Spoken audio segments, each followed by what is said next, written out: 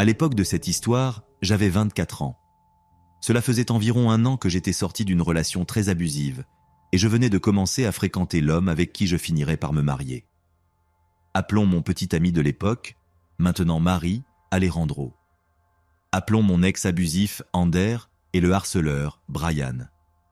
Pour donner un peu de contexte, j'ai quitté Ander quand je l'ai surpris en train de dormir avec une fille que je considérais comme ma meilleure amie, que nous appellerons Leia. Après mon départ, j'allais très mal. J'ai été déprimé pendant environ 3 mois.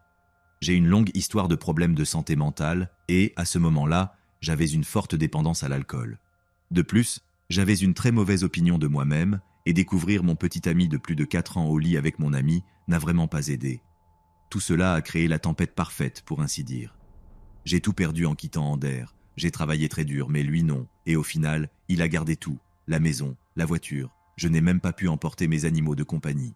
Je pensais que j'étais ruiné. Il m'a dit des choses horribles, comme que personne ne m'aimerait jamais, que je n'étais qu'une salope, et bien d'autres choses vraiment odieuses que je ne peux même plus me rappeler.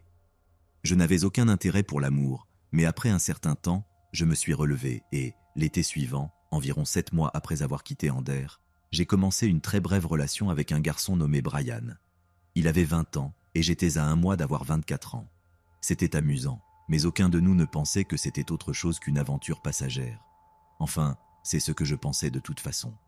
Il avait une petite amie enceinte et complètement folle qu'il voulait désespérément quitter, et je voulais juste quelqu'un dont je pouvais vraiment apprécier la compagnie.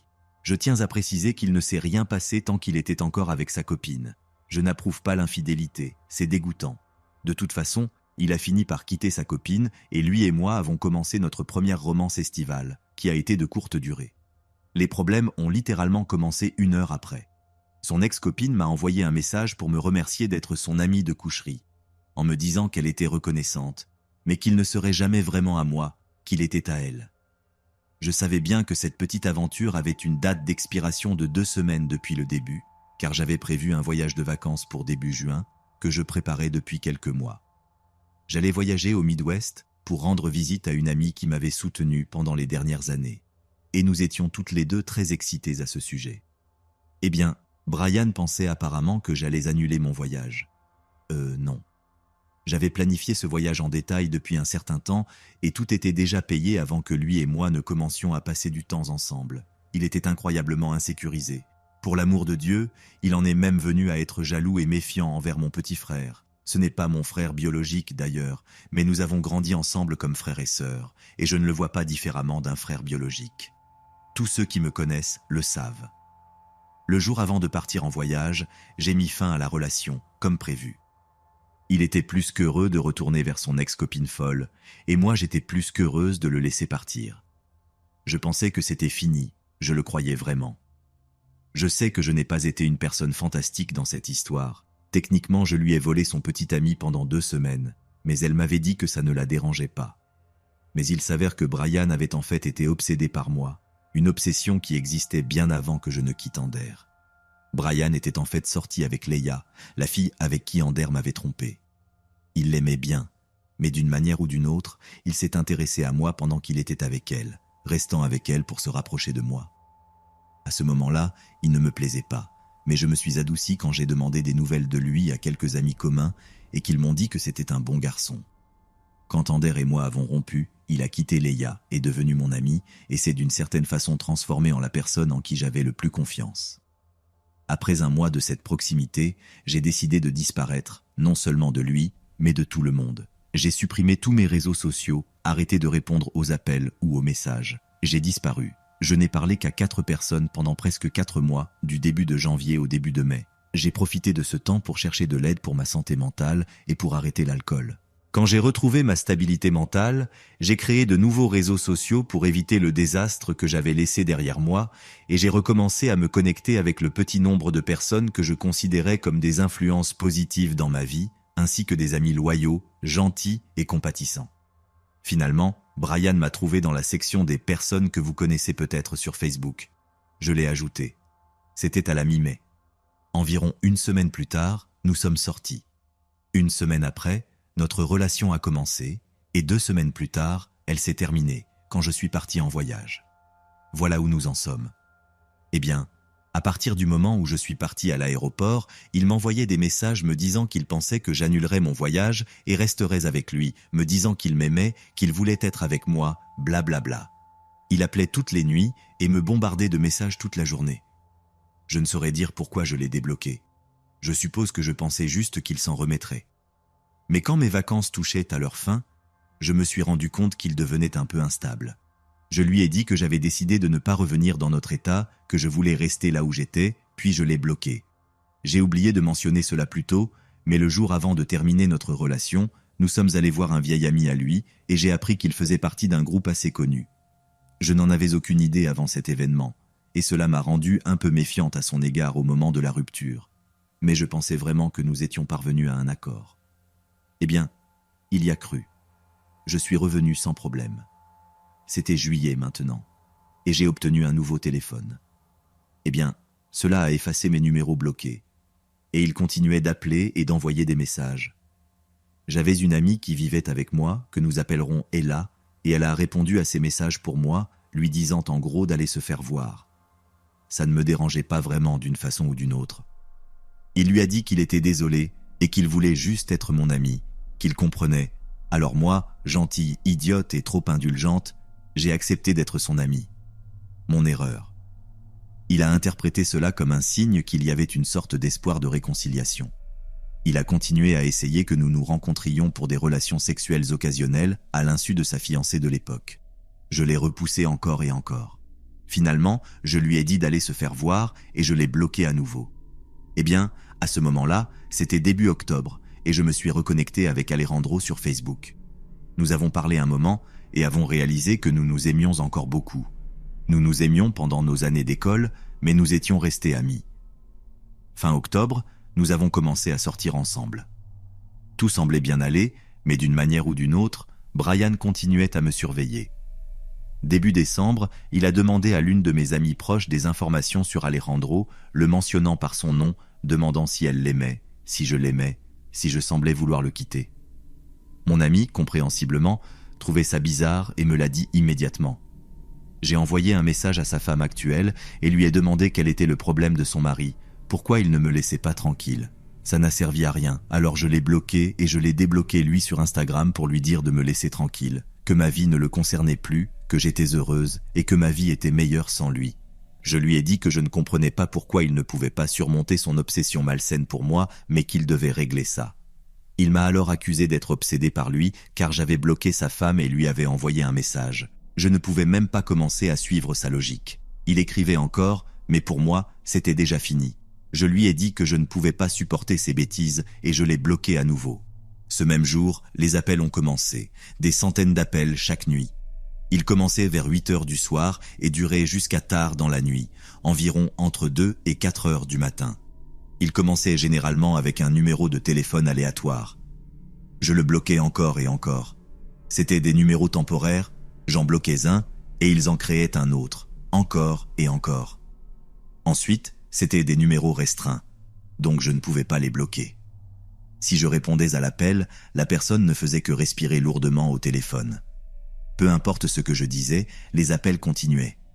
À un moment donné, Alejandro m'a fait transférer les appels vers lui et un de ses amis, qui était policier dans sa ville, ont répondu à un des appels. Ils lui ont dit leur nom, qu'il était policier, et ils lui ont même donné son numéro de badge. Ça n'a servi à rien. Je n'avais aucune preuve, mais je savais que c'était Brian. En même temps, une voiture étrange a commencé à passer devant ma maison chaque nuit. À ce moment-là, je fumais. Mais je ne fumais pas à l'intérieur, je le faisais sur le porche avant. J'observais les voitures pendant que je fumais, alors j'ai rapidement remarqué quand elles passaient très lentement, de manière très évidente, 4 fois pendant une seule cigarette. J'ai un passé traumatisant, alors après quelques jours de cela, j'ai appelé ma compagnie de téléphone. La dame était inutile.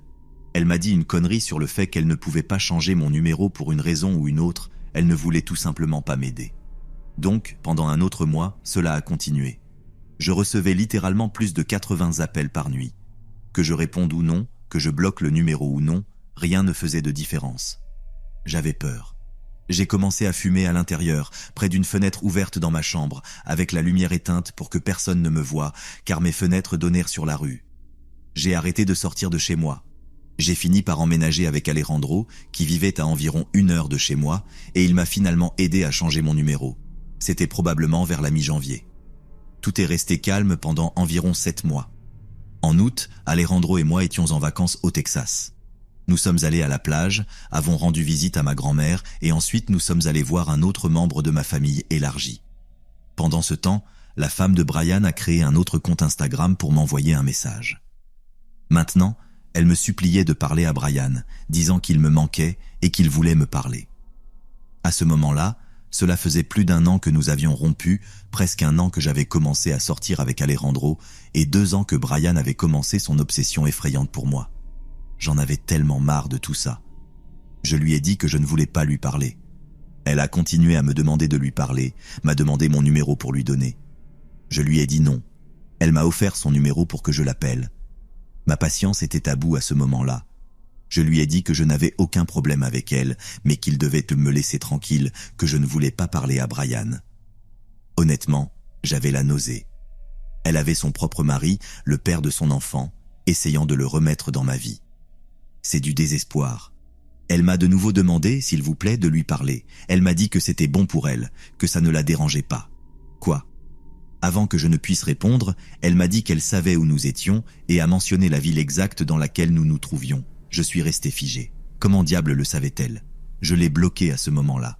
J'avais l'impression que j'allais vomir. Heureusement, Alejandro et moi quittions cette ville le lendemain matin et, après cet échange de messages, Brian a semblé finalement abandonné.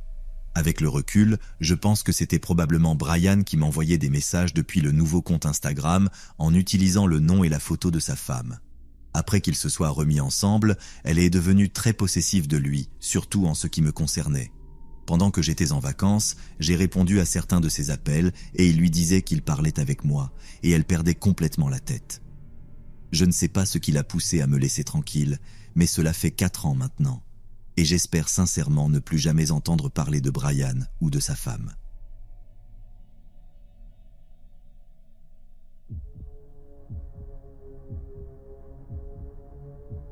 J'ai été spectatrice dernièrement et je me rends compte que moi aussi, j'ai une histoire assez effrayante. Tout a commencé en 2008, pendant ma dernière année de lycée. Je me suis réveillé tard dans la nuit au son de mon téléphone. J'ai regardé l'heure et je me suis demandé qui pouvait bien m'appeler à 4 heures du matin. L'identification de l'appel indiquait que c'était un numéro privé. Pensant que c'était un appel automatisé, je n'ai pas répondu et je me suis rendormi. Peu importe qui c'était, il n'a pas laissé de message vocal, alors je n'y ai pas prêté plus d'attention jusqu'à ce que ces appels deviennent plus fréquents. Ils me mettaient mal à l'aise, mais comme ils étaient si sporadiques, je ne m'en préoccupais pas trop. Pendant ma première année à l'université, ces appels ont commencé à arriver presque toutes les nuits et toujours vers 4 heures du matin. Je n'y ai jamais répondu, simplement parce que répondre à un numéro inconnu m'a toujours fait peur, et à ce moment-là, je savais déjà que peu importe qui c'était, ce n'était définitivement pas un appel automatisé ou quelque chose de similaire. Ils ont commencé à devenir insistants, appelant 3 ou 4 fois de suite après que je n'ai pas répondu.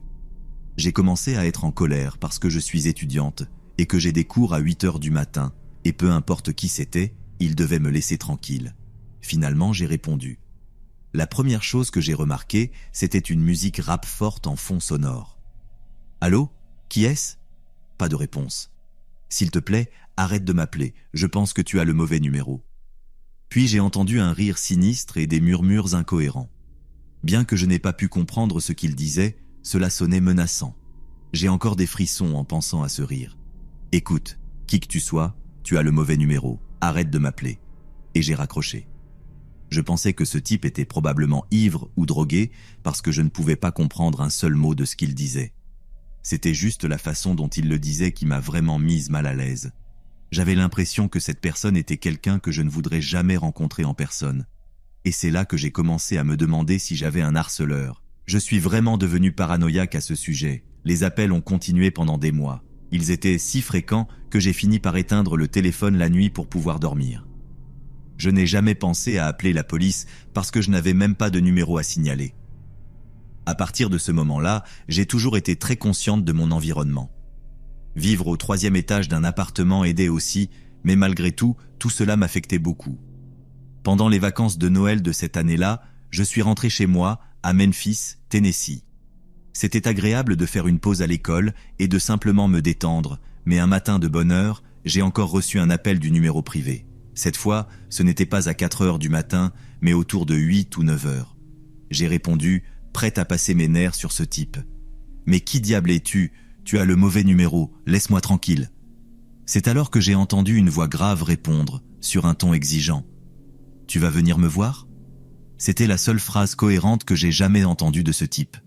Il sonnait comme un caïd typique, ce qui, étant à Memphis, n'était pas la meilleure situation. Surprise, j'ai répondu « Non, je ne te connais pas. » Et avec la voix la plus menaçante que j'ai jamais entendue, il a dit « Je sais où tu habites, j'arrive bientôt. » Puis la ligne s'est coupée. C'est là que je suis entré en mode panique totale. J'ai couru dans la chambre de mes parents et je les ai réveillés. J'étais au bord des larmes et je leur ai raconté ce qui s'était passé. Évidemment, ils étaient très inquiets et nous étions sur la même longueur d'onde.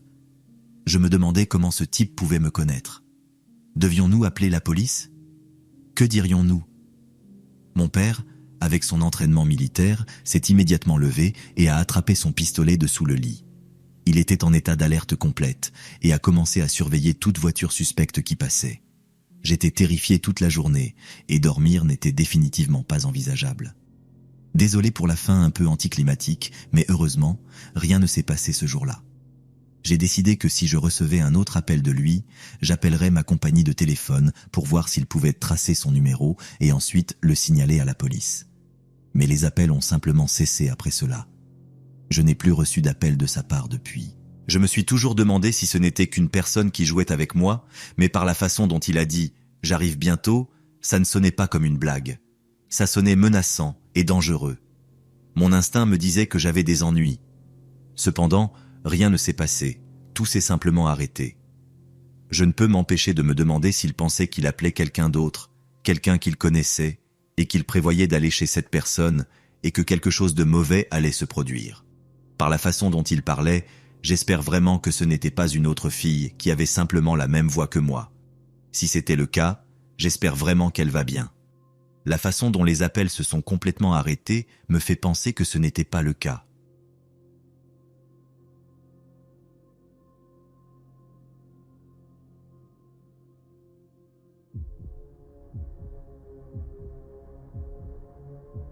Je m'appelle Jennifer, j'ai 25 ans et je vais vous raconter ce qui m'est arrivé en 2015 quand j'étais une adolescente de 16 ans travaillant à mon tout premier emploi chez GameStop. Je suis de Memphis, Tennessee, et pour ceux qui ne le savent pas, ce n'est pas vraiment le meilleur endroit où vivre. Heureusement pour moi, la zone spécifique où je vivais et travaillais était une partie décente de la ville. Ce n'était pas un quartier super dangereux, mais ce n'était pas non plus le meilleur endroit, juste une zone normale, avec les vols de voitures occasionnels et ces drogués dont il faut se méfier. Je venais d'obtenir ce travail environ une semaine auparavant et avant de l'avoir, je postulais à peu près partout où une adolescente pouvait travailler. J'étais très impatiente de commencer à gagner mon propre argent pour pouvoir m'acheter ma première voiture, celle dont j'avais toujours rêvé, une Honda Civic, car elles sont super fiables et, en général, d'excellentes voitures. J'avais toujours dû dépendre de ma mère, mon père ou mon frère pour m'emmener au travail, et je voulais avoir ma propre voiture pour ne plus avoir à compter sur eux. Bref, j'ai finalement obtenu le travail chez GameStop et j'étais super excité parce que c'était l'endroit où je voulais vraiment travailler. J'ai toujours adoré les jeux vidéo depuis que je suis enfant, jouant à mon premier Nintendo 64 ou PlayStation 1, donc j'étais ravi de travailler dans un endroit où je vendrais des jeux et des consoles à d'autres joueurs. Finalement, j'ai commencé mon premier shift, un samedi à midi. Ça s'est bien passé. C'était intéressant de voir l'autre côté des choses, vendre des jeux et faire des échanges. La plupart des clients étaient des jeunes enfants ou des hommes dans la vingtaine. Tout se passait bien et mon shift était sur le point de se terminer à 8 heures du soir, l'heure de fermeture, quand le dernier client de la nuit est entré dans le magasin. J'ai fait le salut habituel. « Bonjour, bienvenue chez GameStop.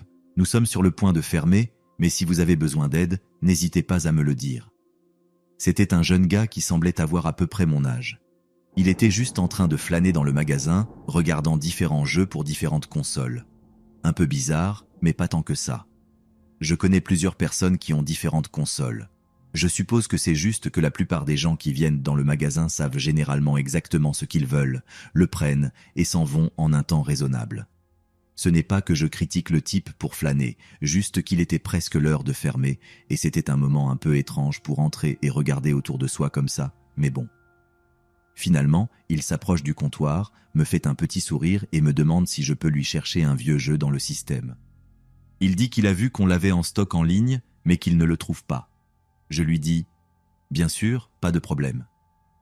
Une des choses qu'on m'a apprises quand j'ai commencé à travailler, c'est que les jeux d'occasion ne sont pas toujours sur les étagères, donc je dois le chercher et voir si on l'a, et si on l'a, le système me dira exactement où il se trouve. Je sais, c'est un peu bizarre, mais bon. Je fais ça, et je vois qu'on l'a bien en stock, mais pendant que je le cherche, j'ai une meilleure vue du gars maintenant qu'il est plus près du comptoir, et je le reconnais en fait comme quelqu'un qui va dans mon lycée. Il s'appelle Edgar. Non seulement ça, mais il est dans une de mes classes. Je ne crois pas avoir jamais interagi avec lui, et je ne l'avais jamais vu socialiser avec qui que ce soit, donc je suppose que c'est du genre solitaire et silencieux. Quoi qu'il en soit, j'ai trouvé le jeu qu'il voulait, un vieux Tekken, sur PlayStation 1. Je ne vais pas le critiquer. Moi aussi j'ai des vieux jeux que j'aime bien, alors bon, chacun ses goûts.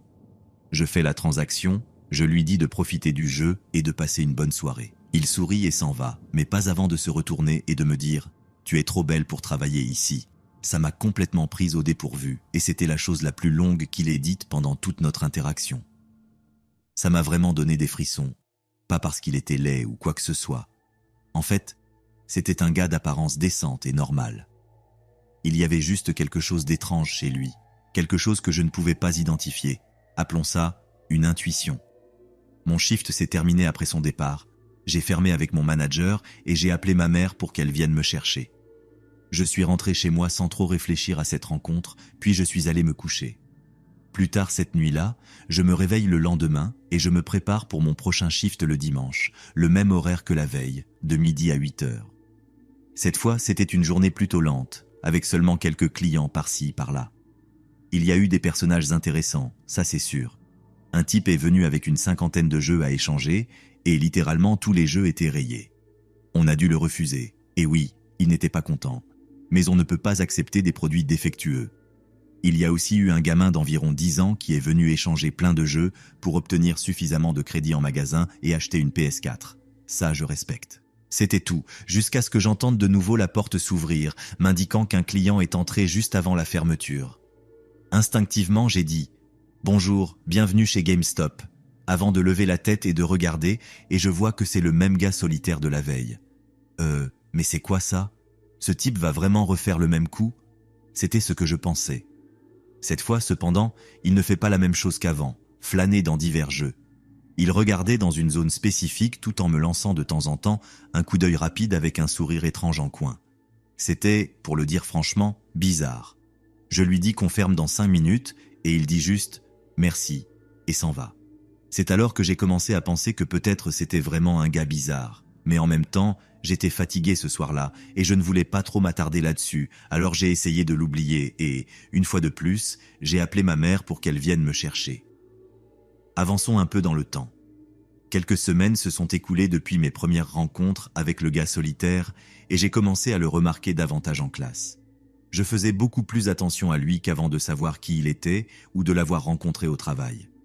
Je le voyais constamment me regarder, que ce soit en classe, dans le couloir, à la cafétéria, peu importe où j'étais. Je le voyais me regarder, et toujours dans les mêmes endroits où je me trouvais. Maintenant, je ne dis pas que je possède les lieux.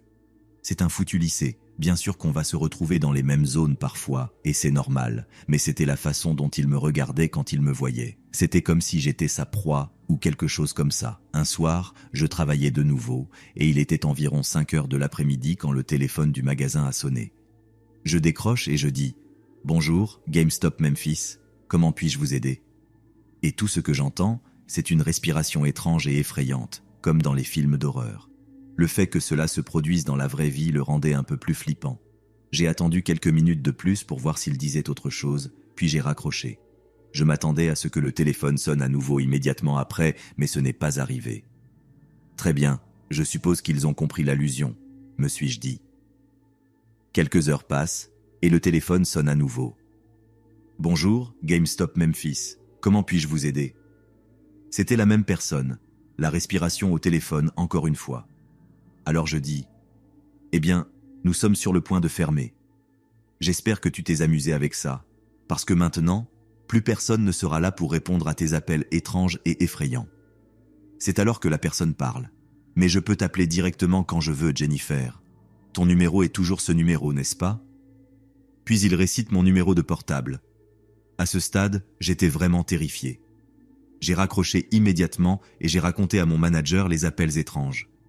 Je lui avais déjà parlé du premier parce qu'il me demande toujours comment se passent les appels et ce dont le client a besoin, donc je le tiens toujours au courant de ce qui se passe. Je lui ai dit qu'on avait reçu un autre appel étrange et que quelqu'un qui semblait me connaître jouait une étrange blague avec moi et qu'il avait mon vrai numéro. Mon manager a été vraiment très compréhensif.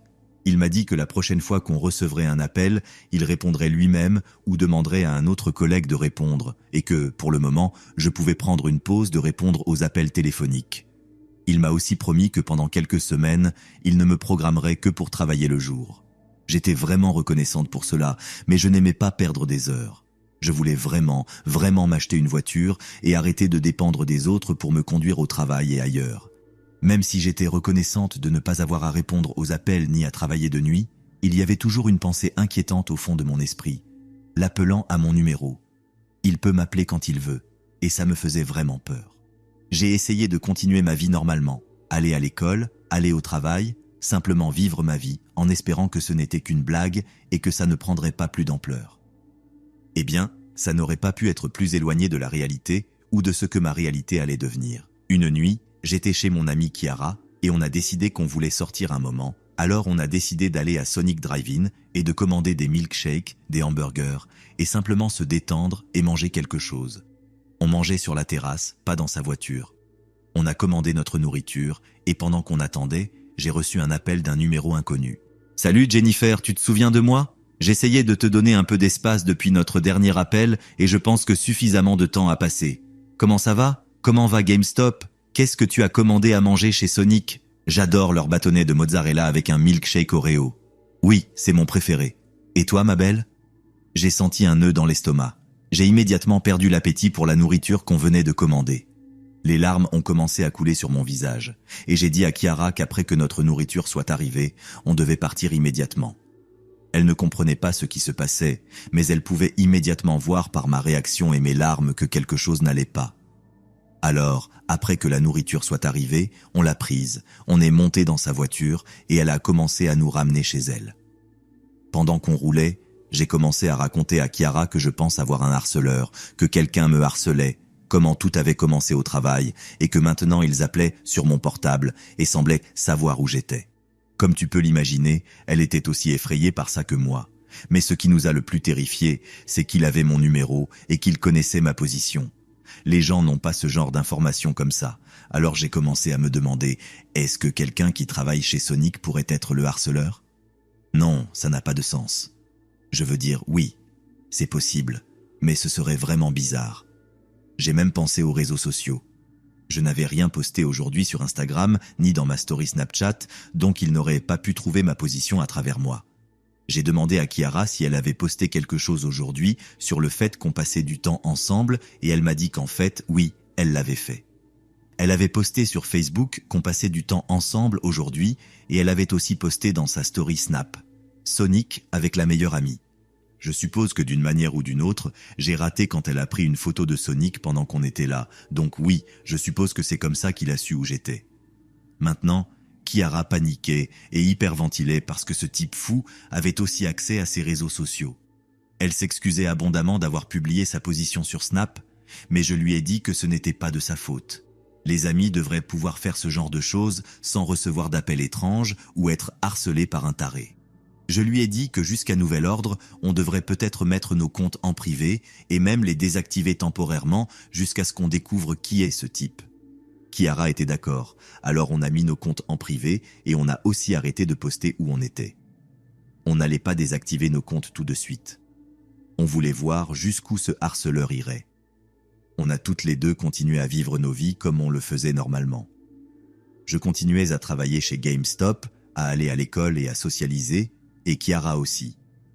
Quelques jours passent, et je demande à Chiara si le harceleur étrange l'a aussi contacté depuis l'incident chez Sonic, ce à quoi elle répond que non, que tout a été normal pour elle, Eh bien, ça m'a un peu soulagé, donc il ne poursuivait pas Chiara non plus, il me poursuivait moi. Il utilisait seulement les réseaux sociaux de Chiara pour me suivre, ce qui a du sens. Une semaine passe et ça arrive. Je reçois un autre appel d'un numéro inconnu. Pour ceux qui se demandent pourquoi je n'ai pas traqué les appels, eh bien je l'ai fait. Et les appels provenaient d'une application d'appel aléatoire, donc c'était une impasse de toute façon. Il appelle de nouveau et je réponds, mais je ne dis rien. J'écoute seulement. Il commence avec la même routine habituelle, juste en respirant au téléphone. Puis il commence à parler. « Jennifer, je sais que tu es là. Allez, ne sois pas comme ça. » Je lui réponds alors. « Je ne sais pas c'est quoi ton putain de problème, mais t'as de sérieux problèmes, mec. Appeler et harceler une adolescente, c'est juste dégoûtant et fou. Tu as besoin d'aide. Jenny, détends-toi. Tu devrais être contente d'avoir quelqu'un qui tient tellement à toi. Je mets beaucoup d'efforts pour faire partie de ta vie, pour me connecter avec toi. Tu devrais vraiment apprécier ça, Jennifer. Ce serait vraiment dommage s'il arrivait quelque chose à ta meilleure amie Chiara ou à ce mignon petit chat que tu as. Comment il s'appelle déjà? Sylvester, c'est ça? Comme celui des Looney Tunes qui essaie toujours de manger Titi, n'est-ce pas? Regarde Jennifer, je te connais. Je sais beaucoup de choses sur ta vie. Je ne pouvais tout simplement plus écouter. J'ai raccroché et j'ai couru aux toilettes pour vomir. J'étais hystérique. C'était trop. C'était malsain. C'était mal. Ma mère, mon père et mon grand frère, Daniel, apparemment m'avaient entendu crier au téléphone ainsi que le son de mes hauts-le-cœur et sont venus voir ce qui n'allait pas. « Jennifer, chérie, ça va? Qu'est-ce qui se passe? On t'a entendu crier, » dit ma mère. « Donnez-moi une seconde, je ne me sens pas bien, » dis-je. J'ai fini de vomir, je me suis nettoyé et je suis sorti voir mes parents et mon frère, tous dans ma chambre avec des visages inquiets et angoissés. « Qu'est-ce qui se passe, Jennifer ?» a dit Daniel. « Rien, ne vous inquiétez pas, » dis-je, ne voulant pas les inquiéter. « Oublie ça, Jennifer, on t'a entendu.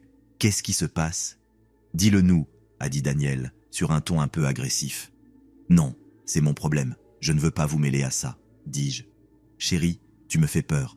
S'il te plaît, parle-moi. » Ma mère a commencé à pleurer, de plus en plus inquiète. J'ai craqué.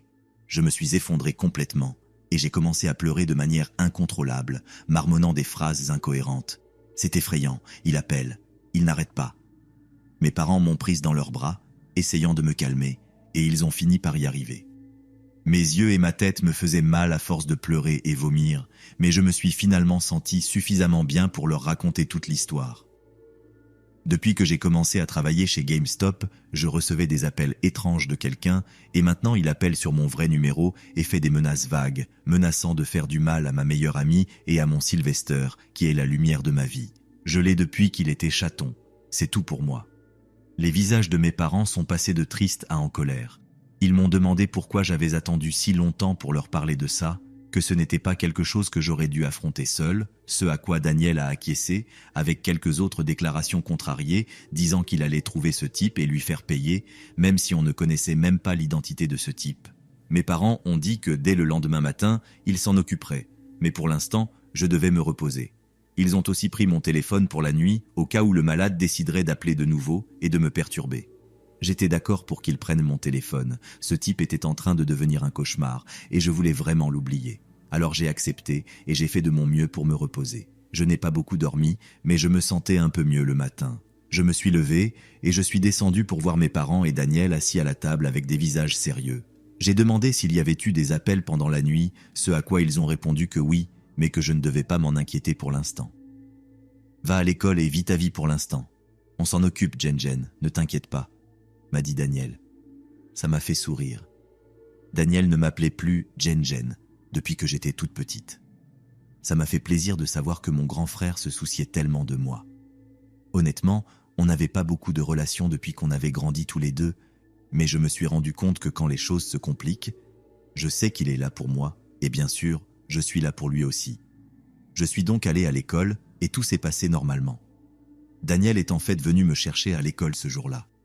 Pendant qu'on rentrait à la maison, il a commencé à me dire « Écoute, j'ai un ami à l'université de Old Miss. C'est un gars incroyablement intelligent. Il est dans tout ce truc de hacking et d'ordinateur, tu sais, des choses auxquelles je ne connais rien. Je pense qu'il pourrait vraiment trouver ce type qui te harcèle.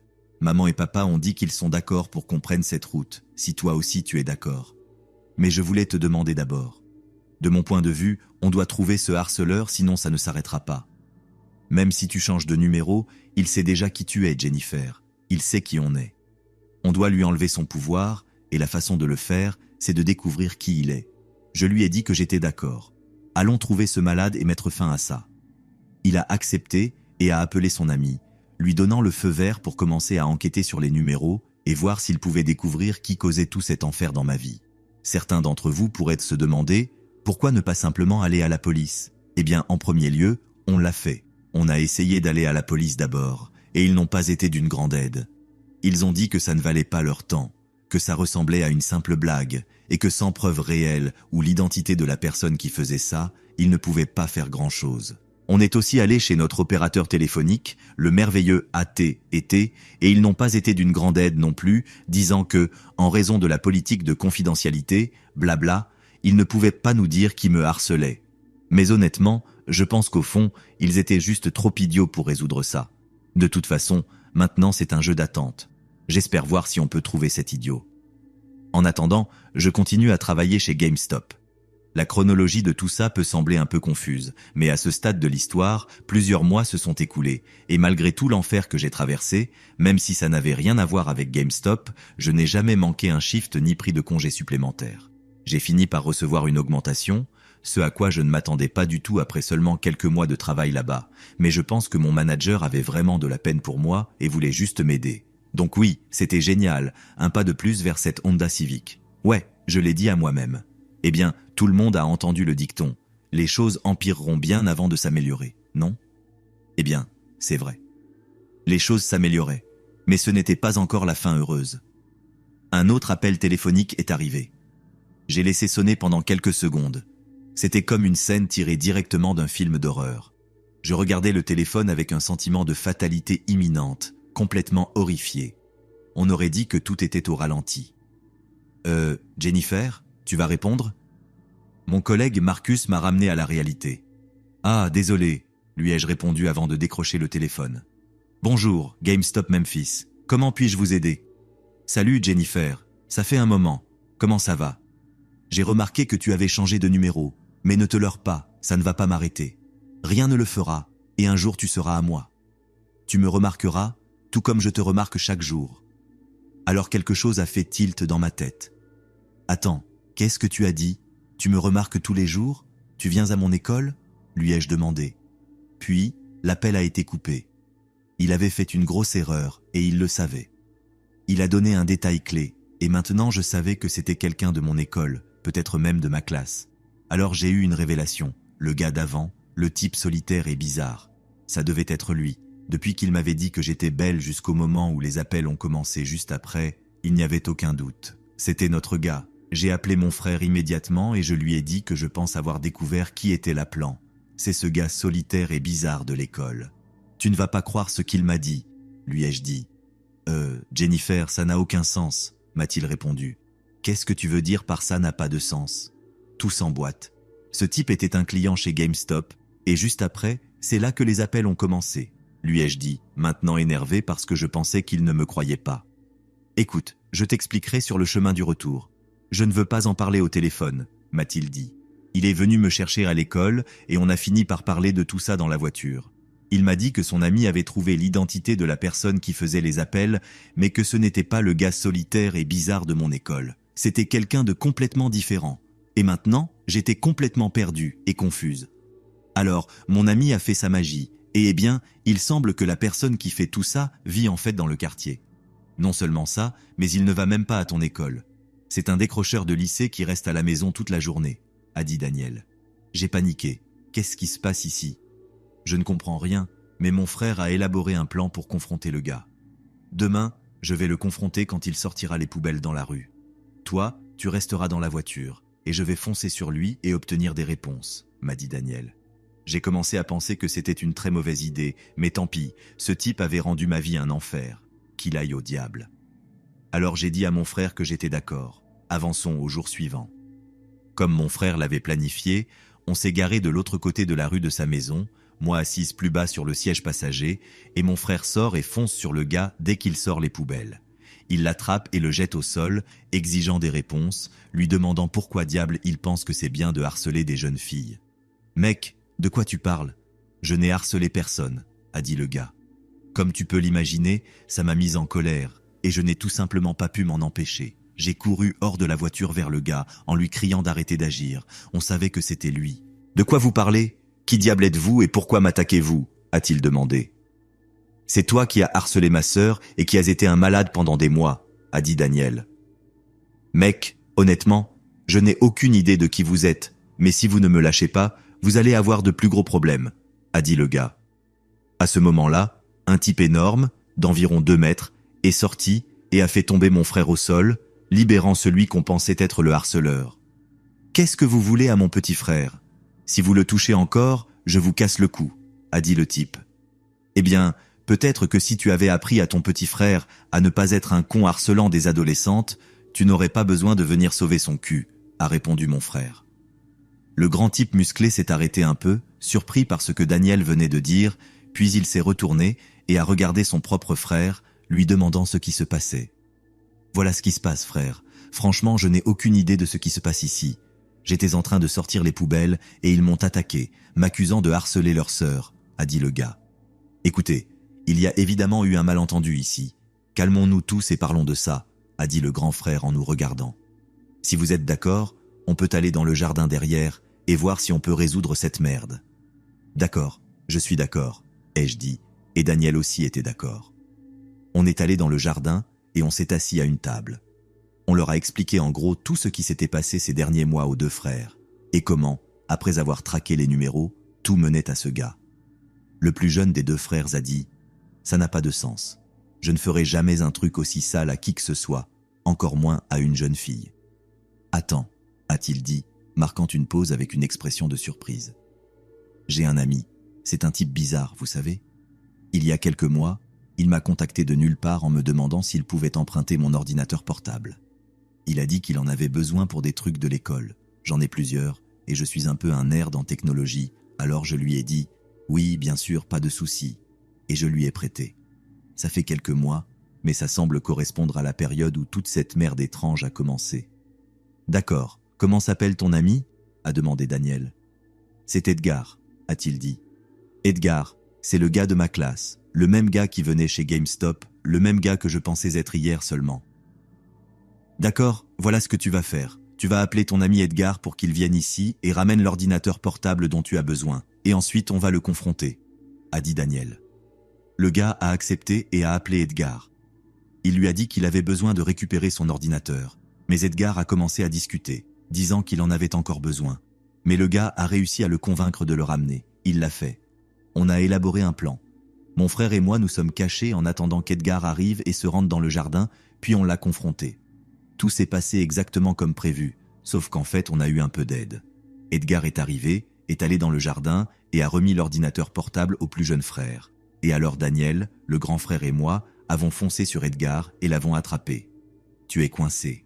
Tu n'as nulle part où fuir ni te cacher », lui ai-je dit. Edgar m'a alors fait un sourire sinistre.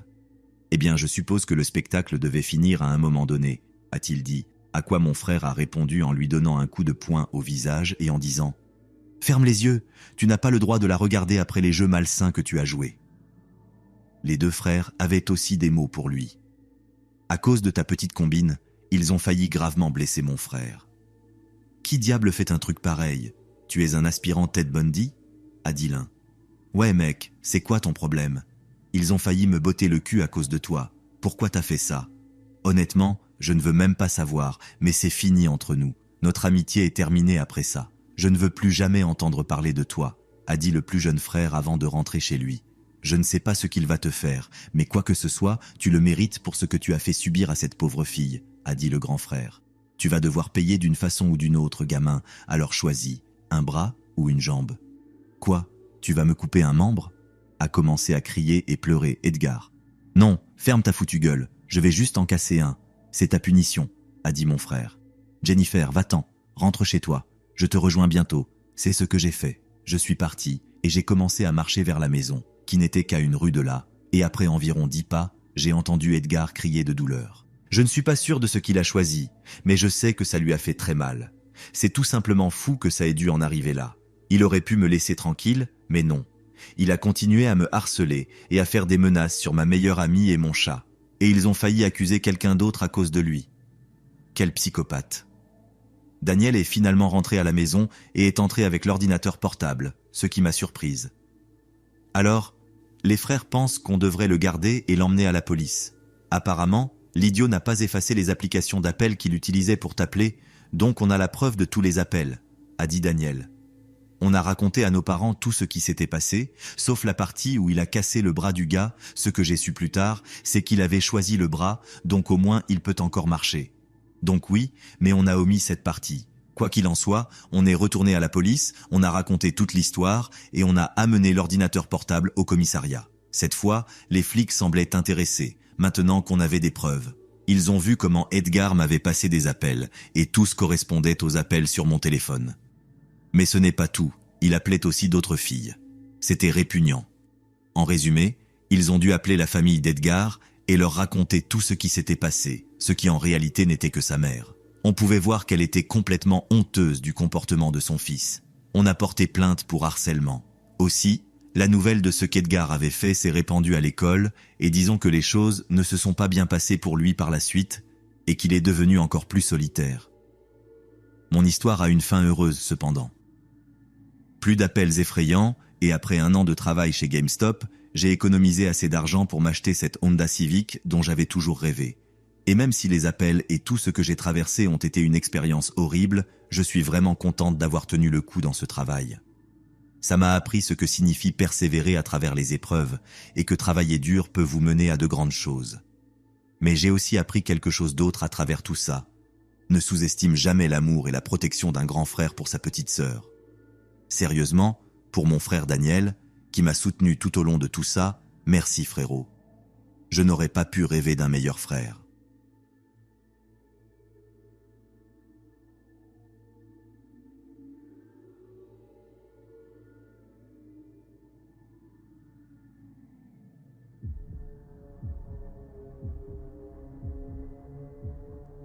À la fin de l'été, mes parents étaient en vacances quelque part au Mexique. Alors j'ai envoyé un message à ma copine, Maria, pour lui demander si elle était libre ce week-end afin que nous passions du temps ensemble. Elle m'a répondu peu après en disant qu'elle adorerait et que nous en parlerions à l'école. Nous nous sommes retrouvés à notre endroit habituel, près de la cafétéria au centre de l'école. Pendant le petit déjeuner, nous avons un peu parlé, mais nous n'avons pas avancé beaucoup. Elle parlait principalement de son excitation à l'idée d'avoir du temps seul avec moi. Nous avons passé la majeure partie du temps à marcher ensemble vers nos cours, en parlant de ce que nous prévoyons de faire. Certaines choses comme boire de la bière ou de l'alcool, assis près du feu, nous serrant dans les bras pendant qu'un peu de musique jouait. Après cela, nous verrions bien où le moment nous mènerait. À la fin de la journée, nous avons convenu que nous nous retrouverions chez elle et que je l'emmènerais à la cabane. Elle sautillait de joie, disant qu'elle ne pouvait pas attendre pour m'embrasser, et elle a presque couru vers son bus en sautant. Elle m'a envoyé un message tard dans la nuit, disant qu'elle était tellement excitée qu'elle n'arrivait pas à dormir et qu'elle avait parlé de notre plan avec ses amis dans le bus et qu'elles étaient également excitées pour elle. Mais elle a aussi mentionné que le chauffeur du bus l'avait arrêtée pour lui dire que cette partie de la forêt n'était pas la plus sûre. Il lui a raconté qu'il y avait, soi-disant, un garçon qui avait été assassiné là-bas par le vieil homme qui vivait de l'autre côté du lac où nous allions être. Je lui ai dit de ne pas trop s'inquiéter, car personne ne pouvait entrer sur la propriété à cause de la clôture électrique que mon père avait installée, au cas où, quand lui et ma mère allèrent là-bas. Ça l'a rassurée. De plus, nous n'allions être là qu'un week-end, du vendredi au samedi soir. Nous serions bien. Elle s'est calmée et nous nous sommes souhaité bonne nuit, d'autant plus que nous avions l'école le lendemain. Le lendemain matin, nous nous sommes retrouvés à notre endroit habituel. Ses amis nous ont rejoints et elles nous ont posé un tas de questions, comme où nous allions chercher de l'alcool et si nous avions de la protection. Je ne me sentais pas à l'aise de leur dire, alors je me suis simplement contenté de hausser les épaules et de sourire en tendant ma main pour aider Maria à se lever de son siège et l'emmener en classe. Nous ne voulions pas entrer dans les détails de ce que nous avions prévu ce soir-là, voulant que tout soit aussi naturel que possible. Maria a de nouveau mentionné la cabane voisine, et une fois de plus, j'ai fait de mon mieux pour la calmer et lui assurer que nous serions bien. La seule façon dont ils pourraient nous voir serait s'ils avaient une bonne caméra pour regarder par les fenêtres, donc on les fermerait, ai-je essayé de la rassurer. D'accord, ça me semble bien, je veux juste m'assurer qu'on ne se fasse pas attraper et que quelque chose ne finisse pas sur les réseaux sociaux, dit-elle. Nous avons terminé la journée excités pour le week-end à venir et nous nous sommes dit au revoir à notre arrêt habituel près des bus. Tu as ressenti un frisson dans le dos à un moment donné aujourd'hui ? M'a-t-elle demandé. Pas vraiment, les seuls que j'ai eus étaient dans la salle d'informatique, mais c'était probablement à cause de la climatisation ou quelque chose comme ça, lui ai-je dit. J'ai juste eu une sensation étrange, dit-elle timidement en se rapprochant de moi. Tu es probablement juste nerveuse avec toute l'excitation de ce dont nous avons parlé ces derniers jours. Ça ne me surprendrait pas que tu sois un peu nerveuse, lui ai-je dit en la serrant dans mes bras. C'est vrai, mec, tu m'as vraiment aidé à me calmer. C'est l'une des raisons pour lesquelles je t'aime, dit-elle calmement en se blottissant contre moi. À ce moment-là, je jurerais que les lumières de l'école ont clignoté ou que quelque chose a fait un éclat, mais j'ai simplement fermé les yeux et je l'ai serré fermement. Moi aussi je t'aime, ne t'inquiète pas, on va s'amuser. Je lui ai donné un baiser sur le front et nous sommes partis chacun de notre côté. Finalement, le jour est arrivé et nous étions en voiture, en route. Le trajet n'a pas été très excitant. Nous avons plaisanté avec les chansons à la radio et beaucoup ri, profitant de la compagnie l'un de l'autre. Quand nous sommes entrés dans la zone boisée, la lumière du soleil se faufilait à travers les cimes des arbres, illuminant quelques buissons. Un peu de lumière se filtrait et tombait sur le sol de la forêt. « C'est magnifique !» s'exclama Maria, alors que la voiture avançait rapidement sur le sentier. « Attends juste qu'on arrive au refuge !» ai-je souri et ri un peu, alors que la voiture avançait sur le chemin de terre. Quelques minutes ont passé pendant qu'elle regardait par la fenêtre et que je tapotais du bout des doigts au rythme de la musique. La nuit commençait à tomber, le soleil était presque couché lorsque nous sommes arrivés devant le refuge. Maria, excitée de voir l'intérieur, a sauté de la voiture pendant que je déchargeais nos affaires. Elle a couru à l'intérieur et a laissé la porte grande ouverte. « C'est incroyable ici, c'est presque comme ces refuges en bois que tu vois dans les jeux vidéo et les films !» s'exclama-t-elle en riant, tout en tournant en rond dans le salon. Je n'ai pas pu m'empêcher de rire en portant ces 2 valises et mon sac à dos. « On allume le feu dehors ou dedans d'abord ?» lui ai-je demandé en laissant les valises près de la porte. « Dehors, on peut faire des s'mores et profiter du lac pendant qu'il ne fait pas trop froid et qu'il y a peu de moustiques, répondit-elle. « Ça me va. Pourquoi tu ne restes pas à l'intérieur pendant que je vais chercher du bois et que j'allume le feu ?» lui ai-je suggéré. Elle hocha la tête et commença à sortir les valises pendant que je sortais par la porte. La nuit s'épaississait et j'avais presque terminé de ramasser tout le bois pour le feu. J'ai vu un cerf, ce qui était plutôt excitant, mais j'ai vu un autre éclair au loin. J'ai tourné rapidement la tête, mais c'était juste hors de mon champ de vision.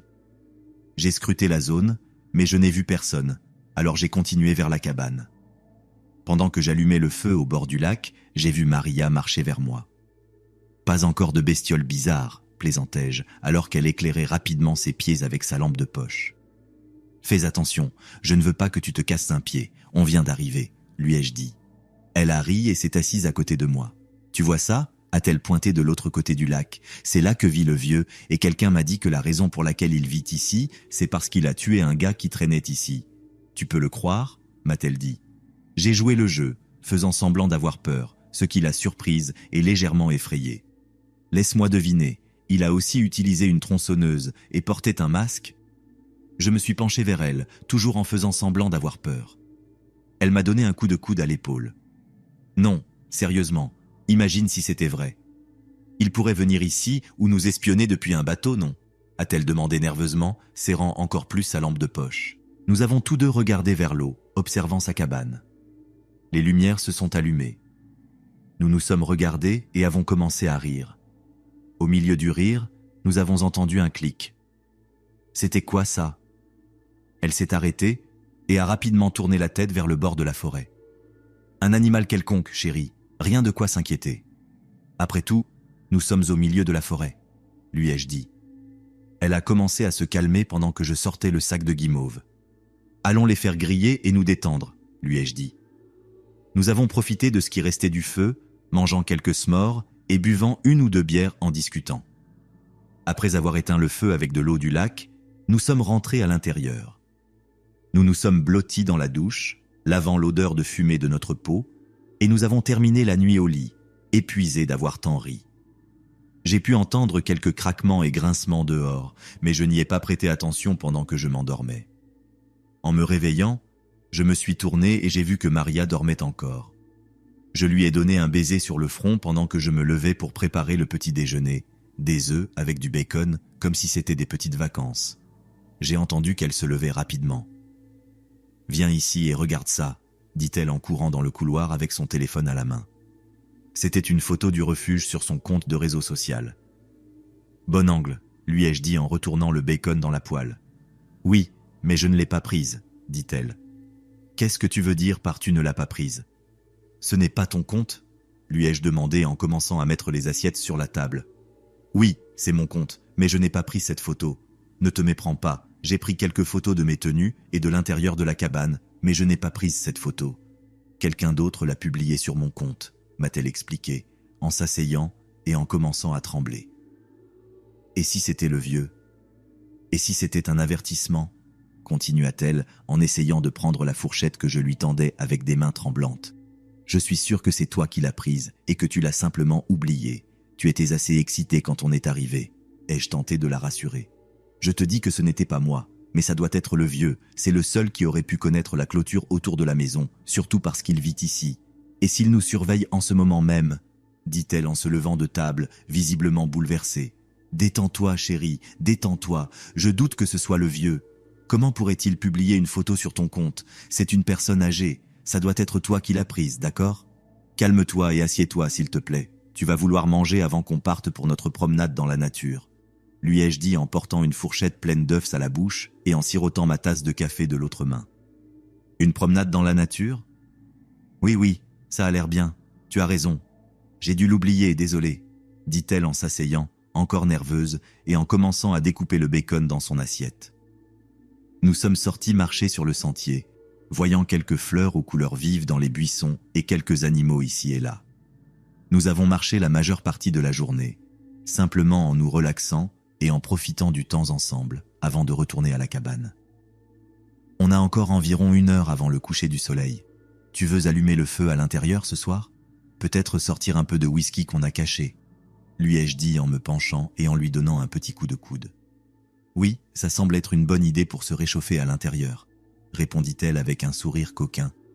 Va chercher le reste du bois d'hier soir et moi, je chercherai le vieux whisky. Nous nous sommes séparés à la porte du refuge et elle est entrée pendant que j'allais chercher le bois. Le soleil était sur le point de se coucher quand nous avons terminé le dîner et nous avons entendu un léger coup à la porte. Je me suis levé, j'ai regardé par la fenêtre et autour de la porte, mais je n'ai rien vu de particulier, alors je suis retourné et nous avons commencé à allumer le feu. Nous nous sommes déshabillés juste assez pour rester confortables, mais tout en restant un peu modestes, et nous avons trinqué à notre relation. Juste au moment où nous l'avons fait, Maria a sursauté en arrière. « Il y a quelqu'un à la fenêtre », s'est-elle exclamée. Je me suis retourné rapidement pour vérifier la fenêtre, mais il n'y avait personne là-bas, rien de visible. « De quoi tu parles ? Tu es déjà ivre ? C'est ton premier verre », ai-je plaisanté en essayant de maintenir l'ambiance détendue. « Non, sérieusement, il y avait quelqu'un à la fenêtre. Je m'inquiète, je pense qu'on devrait partir, » dit-elle, tremblant à nouveau, comme ce matin. « Tu es sûr ? On vient à peine de commencer notre soirée. On peut se détendre un peu plus avec un autre verre si tu veux, » lui ai-je dit, essayant de ne pas paraître effrayé et excité en même temps. « Non, on n'a eu qu'un verre. On devrait rester sobre pour prendre la voiture et retourner en ville maintenant. Il y avait définitivement quelqu'un, et je ne veux pas rester pour voir ce qui se passe, » dit-elle, se levant rapidement, visiblement terrifiée.